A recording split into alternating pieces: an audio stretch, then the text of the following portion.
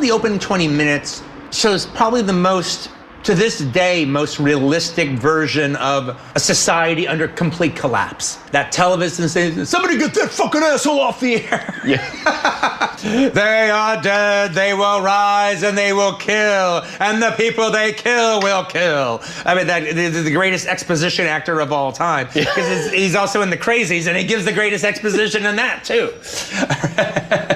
He was definitely one of Romero's real finds, that guy.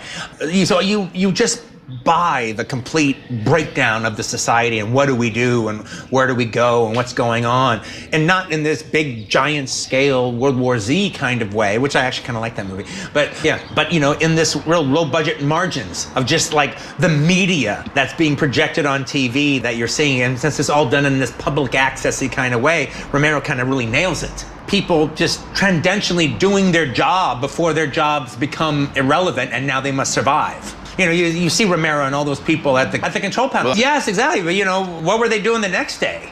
Were they hiding from the hills? Like was the place just overrun by zombies? What happened to them? To me, the head explosion didn't really do it for me, because I actually think the coffee head explosion is even a little bit better, frankly, because you see the head in relation to her sawed-off shotgun and Pam Grier. The scene that makes you like wonder, oh wow, can I even handle this, is when the zombie in the project, when his wife, who's still alive, comes to her and embraces him, my baby, and then he just bites just a chunk out of her shoulder, and it just looks real. You buy it. It looks, if humans had shark-like mouths, that's probably the effect of what would happen if a sharky human bit you.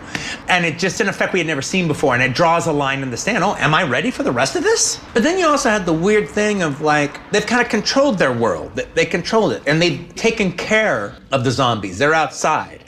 There's not a way in. They've kept them out. They're in. Then the biker gang shows up. And they're worse than the damn zombies. Okay, this is human outlaw trash that has waited for society to take a flying fuck, all right, so it can just run rampant, and now they are, and they're running rampant.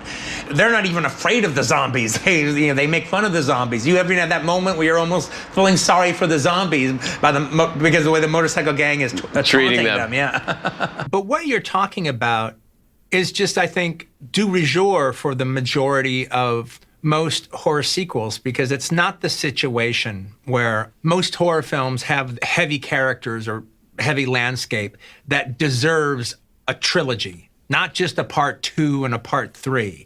But no, there's much more to be mined here. We can go much further with this. I mean, now Dawn of the Dead is one that does that. It creates a wonderful mythology, and it can go further with it. And the further you go, the more it brings up even more questions, and the more you want to know. Okay, well, what did they do 10 years after that? Well, what happens 10 more years after that?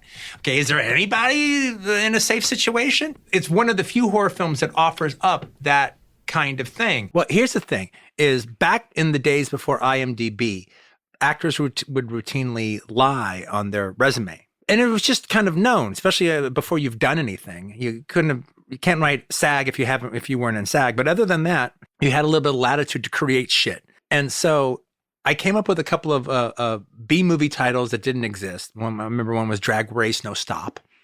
All right. And I played a character named Mag Wheeler. But I knew I had to put 2 known movies, and they couldn't have been SAG movies.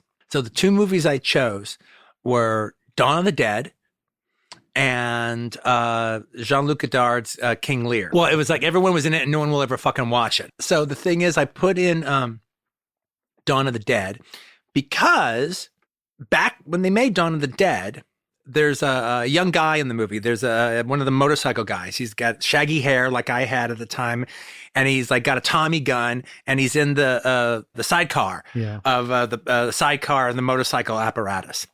And guy doesn't really look like me. He looks more like Don Johnson than he looks like me.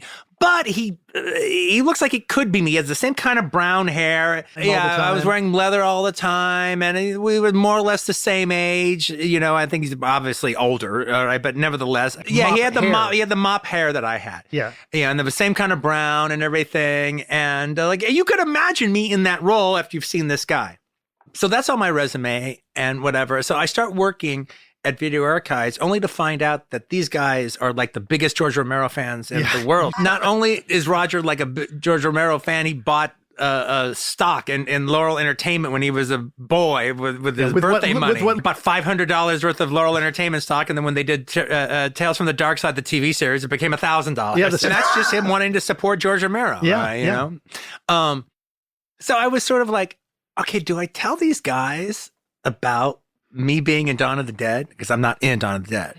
All right, but should I tell these? I go, well, they know I'm not in fucking Dawn of the Dead. All right. This was obviously before they knew me, but that's just impossible.